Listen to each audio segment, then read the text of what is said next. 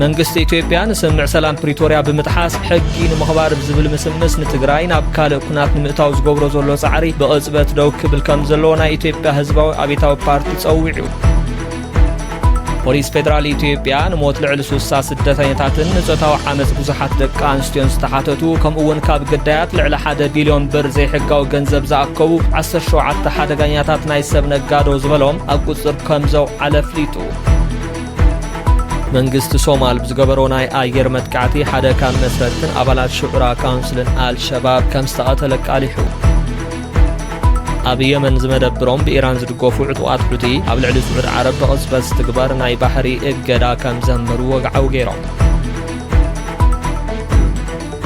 እዚ እዋናዊ ሓበሬታን ዓሚቕ ትንታነ ዞባ ቀርና ኣፍሪካን ዝቐርበሉ ቻነል ሆርን ኣፍሪካ ታይምስ እዩ ከምዚኦም ዝበሉ ትሕዝቶታት ቀጻሊ ንምክትታል ቪድዮና ላይክ ሼር ኮመንት ብምግባር ቻነልና ሰብስክራይብ ግበሩ ሰናይ ጻኒሒ ኢሃፓ ንትግራይ ናብ ኩናት ዝመልሱ ተግባራት ደው ክብሉ ክሓትት ከሎ ኣብ ትግራይ ዘበት ንብሔራዊ ብርሰት ብዝብል መሪሕ ሓሳብ መድረኽ ህወሓት ይካየድ ኣሎ መንግስቲ ኢትዮጵያ ንስምዕ ሰላም ፕሪቶሪያ ብምጥሓስ ሕጊ ንምኽባር ብዝብል ምስምስ ንትግራይ ናብ ካልእ ኩናት ንምእታው ዝገብሮ ዘሎ ጻዕሪ ብቕጽበት ደው ክብል ከም ዘለዎ ናይ ኢትዮጵያ ህዝባዊ አብዮታዊ ፓርቲ ጸዊዑ ኢሃፓ ናብ አዲስ ማለዳ ኣብ ዘእተዎ መግለጺ ስምዕ ፕሪቶሪያ ኩናት ንምግታእ ሰብኣዊ ሓገዝ ንምቕራብን ተመዛበልቲ ንምምላስን ዝተገበረ እኳ እንተነበረ ድሕሪት ግን ኣብ ልዕሊ ህዝቢ ትግራይ ናይ ደሞዝ ሕፅረት ናይ ባጀት ምእጋድ ናይ ነዳድን መጓዓዝያን ምቁራጽን ናይ መሰረታዊ ኣገልግሎታት ምግታእን ይቕጽል ምህላው ገሊጹ ኣሎ እቲ ፓርቲ ወሲኹ ካብቲ ናይ 2022 ኩናት ቅድሚ ጅማሩ ዝነበረ ዓይነት ናይ ሚድያ ፕሮፓጋንዳታት ይድገም ምህላውን እዚ ድማ ንትግራይ ናብ ካልእ ደማዊ ኩናት ንምእታው ዝግበር ዘሎ ጻዕሪ ብምዃኑ ብህጹጽ ክቋረጽ ኣለዎ ኢሉ ኣሎ ኢሃፓ መደምደምታ መግለጺኡ ኣብቲ ዝሓለፈ ኩናት ዝበጽሐ ከቢድ ናይ ሰብን ንብረትን ውድመት ብምዝኽኻር ኣህጉራዊ ማሕበረሰብን ዲፕሎማስኛታትን ካልእ ኩናት ከይድገም ብህጹጽ ኢዶም ከእትውን ጸቕጢ ክገብሩን ጸዊዑ ኣሎ እዚ ከምዚ ኢሉ ከሎ ኣብ ዝተፈላለያ ከተማታት ትግራይ ዘበት ንብሔራዊ ብርሰት ብዝብል መሪሕ ሓሳብ መድረኽ ህወሓት ይካየድ ኣሎ ኣብ መንጎ ብልጽግናን ህወሓትን ዘሎ ወጥሪ ኣብ ዘይተረጋገአሉ ኩነታት ኣቦ ወንበር ህዝባዊ ወያነ ሓርነት ትግራይ ዶክተር ደብረጽዮን ገብረ ሚካኤል ምስ መናእሰይ ከተማ መቐለ ኣብ ዝገበርዎ ዋዕላ ዘበት ንብሔራዊ ብርሰት ተረኺቦም ኣብ ዘሕለፍዎ መልእኽቲ ሕዚ ዘሎ መማረጺ ንህላወ ትግራይ ሰጢምና ካብ ውሽጥና መዋጽኦ ጌርና ምቅላስ ጥራይ ምዃኑ ተዛሪቦም ኣለዉ ዶክተር ደብረጽዮን እጻውዒ ዘቕረቡ ስርዓት ብልጽግናን ስምዕ ፕሪቶሪያ ብምጥሓስ ንትግራይ ኣብ ከቢድ ናይ ህልውና ሓደጋ እትይዋ ኣሎ ብምባል እዩ ዶክተር ደብረጽዮን ኣብ ዝገበርዎ መደረ ድሕሪ ስምዕ ፕሪቶሪያ ተስፋ ትግራይ ናብ ንቡርን ምምላስን እንዳግመ ህንጸትን እኳ እንተነበረ ስርዓት ብልጽግና ግና ንህዝቢ ትግራይ ብምዕጻውን ብምእጋድን መከራን በደልን ከውርድ ምጽንሑ ገሊጾም ኣለዉ ፖሊስ ፌደራል ኢትዮጵያ ንሞት ልዕሊ 60 ስደተኛታትን ብዓመፅ ደቂ ኣንስትዮን ዝተጠርጠሩ 17 ናይ ሰብ ነጋዶ ኣብ ቁጽር ኣውዒሉ ፖሊስ ፌደራል ኢትዮጵያ ንሞት ልዕሊ 60 ስደተኛታትን ንጾታዊ ዓመፅ ብዙሓት ደቂ ኣንስትዮን ዝተሓተቱ ከምኡውን ካብ ግዳያት ልዕሊ 1 ቢልዮን ብር ዘይሕጋዊ ገንዘብ ዝኣከቡ 17 ሓደገኛታት ናይ ሰብ ነጋዶ ዝበሎም ኣብ ቁጽር ከም ዘውዓለ ኣፍሊጡ እዚ ጉጅለ እዚ ኣብ ልዕሊ ኢትዮጵያውያን ስደተኛታት ኣብ የመን ከቢድ ናይ ሰብኣዊ ገሰት ክፍጽም ምጽንሑ እውን ተገሊጹ ኣሎ እዚ ናይ ቀይዲ መስርሕ ፖሊስ ፌደራል ምስ ሚኒስትሪ ፍትሒ ድሕንነትን ካልኦት መሓዙትን ኣካላት ብሓባር ኣብ ዝሓለፉ 15 መዓልታት ኣብ ዝገበሮ ብርቱዕ ክትትል ዝተዓወተ እዩ ብመሰረት መግለጺ ፖሊስ ፌደራል እቲ ዝተወደበ ናይ ገበን ጉጅለ ብመሐሙድ ታሂር አደን ወይ ወርዲ ብዝበሃል ሓደገኛ ናይ ሰብ ነጋዲ ዝምራሕ ነይሩ እቲ ጉጅለ ንስደተኛታት ካብ ዝተፈላለዩ ኣካላት ኢትዮጵያ ብደላሎ ቢሉ ብምእካብ ብምብራቕ ኢትዮጵያ ጅቡትን የመንን ገይሩ ናብ ስዑድ ዓረብ ከእትዎም ተስፋ ብምሃብ እዩ ዘሳግር ነይሩ እቶም ስደተኛታት ዶብ ተሳጊሮም የመን ምስ ኣተው ኣብ ፍሉይ ዝተዳለወ መኸዝናት ተኸዚኖም ከቢድ ገፍዕን መከራን ይበጽሖም ነይሩ እቶም ገበነኛታት ነቶም ስደተኛታት እንትድብድቡን እንተሳቂውን ዘርኢ ቪድዮታት ብምቕራጽ ናብ ስድሮኦም ብምልኣኽ ልዑል መጠን ገንዘብ ይሓቱ ከም ዝነበሩ ተገሊጹ ኣሎ እዚ ጉጅለ እዚ ልዕሊ 40,000 ስደተኛታት ብዘይሕጋዊ መንገዲ ዘሳገረ ኮይኑ ካብ ስራሕ እዚ ልዕሊ 1 ቢልዮን ብር ተኣኪቡ ኣሎ ኣብቲ መስርሕ ድማ ልዕሊ 60 ስደተኛታት ክሞቱ ከለዉ ብዙሓት ደቂ ኣንስትዮ ድማ ጸታዊ ዓመፅ በፂሒዎን ኣሎ እቶም ተጠርጠርቲ ኣብ አዲስ አበባን ክልል ሃረርን ከምኡውን ካብ ዝተፈላለዩ ከባብታት ኢትዮጵያ ዝተተሓዙ ኮይኖም ዘዋህልልዎ ዘይንቀሳቐስን ዝንቀሳቐስን ሃፍቲ ኣባየትን መኻይንን ሓዊሱ ብፖሊስ ተኣጊዱ ኣሎ ናይ ገበን መዝገቦም ተወዲኡ ድማ ናብ ሚኒስትር ፍትሒ ተመሓላሊፉ ይርከብ ዕጡቃት ሑቲ የመን ኣብ ልዕሊ ስዑድ ዓረብ ናይ ባሕሪ እገዳ ከም ዘንበሩ ኣፍሊጦም ኣብ የመን ዝመደብሮም ብኢራን ዝድገፉ ዕጡቃት ሑቲ ኣብ ልዕሊ ስዑድ ዓረብ ብቕጽበት ዝትግበር ናይ ባሕሪ እገዳ ከም ዘንበሩ ወግዓው ገይሮም እስጉምቲ እዚ ስዑድ ዓረብ ኣብቲ ብሑቲ ዝመሓደር ሰሜናዊ ምዕራብ የመን ዝርከቡ ወደባትን መዕርፎ ነፈርትን ብምዕጻው ከም ግብረ መልሲ ዝተወሰደ እዩ እዚ ሓድሽ ናይ ውጥረት ምዕባለ ኣብ መንጎ ኢራን ኣሜሪካን እስራኤልን ዘሎ ኩናት ኣዝዩ ኣብ ዝገደደሉን ሆርሙዝ ኣብ ዝተዓፀወሉን እዋን ብምክያዱ ነዞባ ቁልብላው ኣባይስዎ ይርከብ ወሃቢ ቃል ወተሃደራዊ ክንፊ ሑቲ ያሕያ ሳርዕ ከም ዘፍለጦ እቲ እገዳ ኣብ ልዕሊ ስዑድ ዓረብ ዝተወሰነ እዩ ምክትል ሓላፊ ዜና እቲ ጉጅለ ነስረዲን ዓሚር ብወገኑ እቲ ንወሽመጥ ዓደን ምስ ቀይሕ ባሕር ዘራኽብ 32 ኪሎ ሜትር ስፍሓት ዘለዎ ስትራቴጂካዊ መተሓላለፊ ባብ አልመንደብ ንስዑድ ዓረብ መራኸቢ ዕፁብ ከም ዝኾነ ኣነፂሩ ኣሎ እቲ ውጥረት ዝገደደ ስዑድ ዓረብ ኣብ ልዕሊ መዕርፎ ነፈርቲ ሰንዓ ዝፈጸመቶ ናይ ኣየር መጥቃዕትን ሑቲ ድማ ናብ ደቡባዊ ምዕራብ ስዑድ ዓረብ ኣብ ዝርከብ መዕርፎ ነፈርቲ ኣባሓ ሚሳይላት ድሕሪ ምስዳዶሙን እዩ ስዑድ ዓረብ ነቲ ናይ ሰንዓ መጥቃዕቲ ነፈርቲ ኢራን ብዘይፍቓድ ከይዕርፋ ንምኽልካል ዝገበርክዎ እዩ ብምባል ክትከላኸል ከላ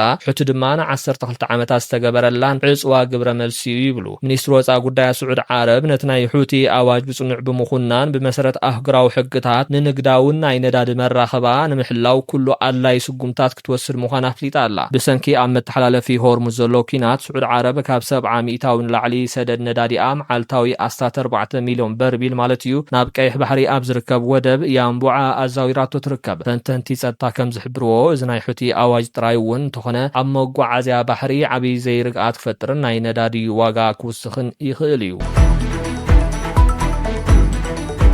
መንግስቲ ሶማል ብዝገበሮ ናይ ኣየር መጥቃዕቲ ሓደ ካብ መስረትን ኣባላት ሹዑራ ካውንስልን አልሸባብ ከም ዝተቐተለ ቃሊሑ ሰራዊት ሶማል ምስ ኣህጉራዊ መሓዝቱ ብምዃን ኣብ ዝገበሮ ዝተሃንደሰ ናይ ኣየር መጥቃዕቲ ሓደ ካብ መስረቲ ተዋጋኢ አልሸባብ ከምኡውን መበል ሻውዓይ ኣባል ሹዑራ ካውንስል ዝኾነ ኢብራሂም ሙዓሊም ጂናው ከም ዝተቐተለ መንግስቲ ሶማል ኣፍሊጡ ጋርወ ኦንላይን ከም ጸብጸቦ እሱጎምቲ እዚ ነቲ አልቃይዳ ዝመደብሩ መረብ ግብረ ሽበራ ከቢድ ብድንጋጽ ኣስዒቡ ይርከብ እዚ ናይ ኣየር መጥቃዕቲ መንግስቲ ሶማል ኣብ ልዕሊ ጽንፈኛ ጉጅለ ዘካይዶ ዘሎ ናይ መጥቃዕቲ መስርሕ ሓደ ክፍሊ እዩ ብመሰረት ሚኒስትሪ ምክልኻል ሶማል ዝሃቦ መግለጺ እቲ ናይ ኣየር መጥቃዕቲ ኣብ ልዕሊ ላዕለዋይ መራሒ ኢብራሂም ሙዓሊም ጂናው ዝተኻይደ ኮይኑ ኣብቲ መጥቃዕቲ ምስኡ ዝነበሩ ተወሰኽቲ ተዋጋእቲ እውን ከም ዝተቐተሉ ተሓቢሩ ኣሎ ኢብራሂም ሙዓሊም ጂናው ካብቶም አልሸባብ ኣብ ዝምስረተሉ እዋን ዝነበሩ ቀንዲ መራሕቲ ሓደ እንትኾን ኣብ ውሽጢ ጉጅለ ዓበይቲ ናይ ወተሃደራውን ፖለቲካውን ውሳነታት ኣብ ዝሕልፍ ናይ ሹዑራ ካውንስል ከም መበል ሻውዓይን ወሳንተራ ዘለዎ ኣባልን ኮይኑ የገልግል ነይሩ ናይ ሶማል ሚኒስትሪ ምክልኻል ኣብ ዘውፅኦ መግለጺ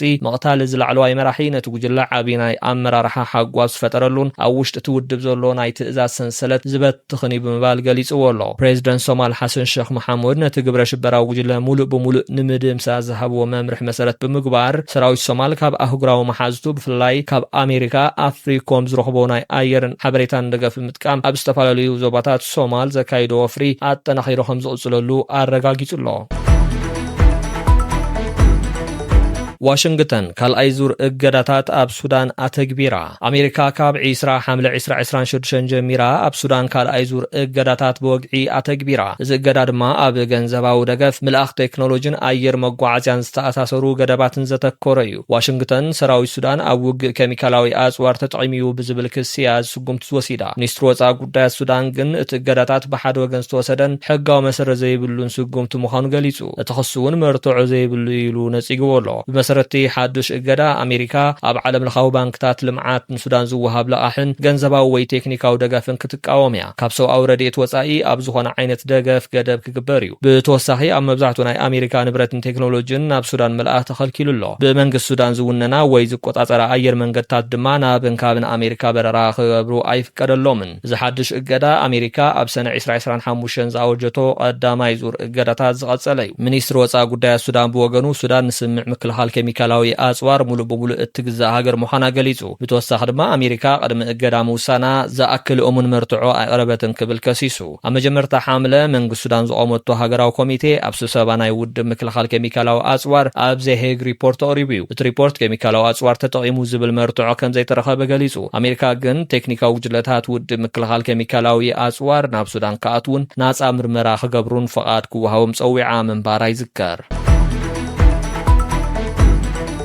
فولي لؤخ أمريكا ماساد بلوس زغربو ناي توكسيدوم مبال ندفع حساب جنرال آل بورهان تقبال نتي رخبن أمونغو تهدراو منغ السودانن RSFن زكاي زولو دماوي كينات نمكتا بفولي لؤخ أمريكا ماساد بلوس تدالو ناي توكسيدوم مبالن سباو حاجز ناي مئتاو ندفع حساب بمرحو تهدراو منغ السودان جنرال عبد الفتاح آل بورهان استقمتو كأيح مسمرات مغنيات عنكفات قاتيمو إذن أمريكا حدش ناي سلام ندفع حساب سودان نابز خفأ ناي سباو قلولاو أبزعت وتلوز غرب كوانتوغنا وغن سودان استلعدو ناي لعلو نتحوتوتات تقبال نتي رخبن بماساد بلوس تمرح ناي أمريكا ناي ديبلوماسي جوجلا أب سودان بغصبت ناي توخسيدوم مبال كجبر بناي حبرات منغستات عالم زمحادر ناي سباو حاجز متحلالفتات كخفت فمقون ناب سيفلاو محدران ناي ديموكراس مسرح زمراح ناي بوليتيكا زتخجمر صوعي نيرو جنرال عبد الفتاح آل بورهان نتندفع حساب بمصرار سراوي السودان لألونت هاجر زي خبرن نعطوات الريسيف توسخ ناي بوليتيكان مريت ناي محاز عدل زهبن زخونا عينت ناي توكسيدوم مبالو علكم زي قبلوا فليتو الله برهان كم زحبرو سراوي السودان قدم زخونا ناي بوليتيكا زته عطوات الريسيف كاستوات زروم زواتات كوصون ناي هاجر لألونت كخبرن كم زلو كم كايح مسمر أسمير لله بوغن عطوات الريسيف سوها بملاش نت ناي توكسيدوم مبال ندفع حساب باونتا كم استقبلو انت جلس اون كاستوات زروم كابتات جن كم زي وص بمجلاس ناي بعلو كرما كونتا تقميت الله زدمانه ناي زته مسرح زياده كيسمر غيرو ويركب ماساد بلوس بوغنم واشنطن ابلع زخونه سباو مسلات زغس اكل فلاي ابلع لمرحته RSF مع قم منبارا ازخخيرهم اللو امريكا اب سودان زلاق سلام ممصا مس عرب ليግ ግብፅን سعود عربن بحبار ناي زته مدرخات مفتار تسعر كم زلا قليصهم اللو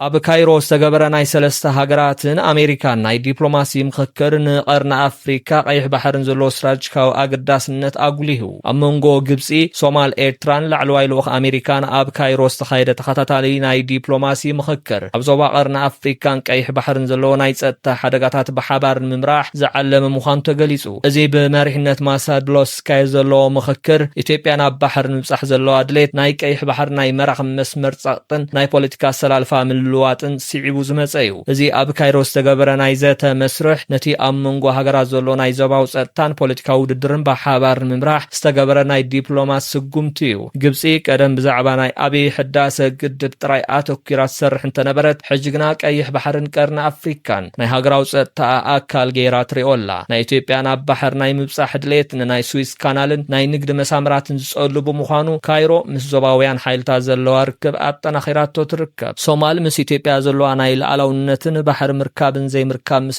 ስዒቡ ካይሮ ናብ ጥቃ ኣቕሪባታ ኣላ ኤርትራ ብወገና ኣብ ቀይሕ ባሕር ዘለዋ ተራን ምስ ኢትዮጵያ ዘለዋ ታሪኻዊ ርክብ እንተታሒዙ ኣብቲ ናይ ዞባ ጸጥታ ወሳንነት ዓቢ ስትራቴጂካዊ ሚዛን ከም ዘለዋ ተሓቢሩ ኣሎ ፍሉይ ልኡኽ ኣሜሪካ ማሳድ ብሎስ ምስ ሚኒስትሪ ወፃኢ ጉዳያት ኤርትራ ኣይተ ዑስማን ሳልሕ ኣብ ዝገበሮ ርክብ ኣብ ዞባ ምዕባለታትን ሰላምን ተዛትዮም ኣለዉ ፍሉይ ልኡኽ ኣሜሪካ ኣብቲ ዘተምስታፉ ዋሽንግተን ንጸጥታ ቀይሕ ባሕሪ ንጸረ ግብረ ሽበራን ንስሩዕ ናይ ንግዲ መራኽብ ምንቅስቓስን ዝሃበቶ ዓቢ ትኹረት ዘርኢ ኮይኑ ኣሎ ተንተንቲ ከም ዝብልዎ ኣሜሪካ ነቲ ዝተሓላለኸ ቅልውላዋት ዞባ ቀርኒ ኣፍሪካ ብሓበራዊ ዲፕሎማሲ ንምእላይ ትጽዕረላ ሱዳን ኣብ ዘተ ብወግዒ ኣይትሳተፍ እምበር ኣብ ውሽጣ ዘሎ ኩናት ንጸጥታ ቀይሕ ባሕርን ንደቡባዊ ዶብ ግብፅን ዝጸሉ ብምዃኑ ዓቢ ትኹረት ረኺባ ኣላ እዚ ናይ ካይሮ ምኽክር ሓድሽ ናይ ፖለቲካ ወተሃደራዊ ኪዳን ንምስራት ዘይኮነስ ንኹሎም ጸለውታ ኣካላት ዘሳትፍ ናይ ጸጥታ መስርሕ ምፍጣር ዝዓለመ እዩ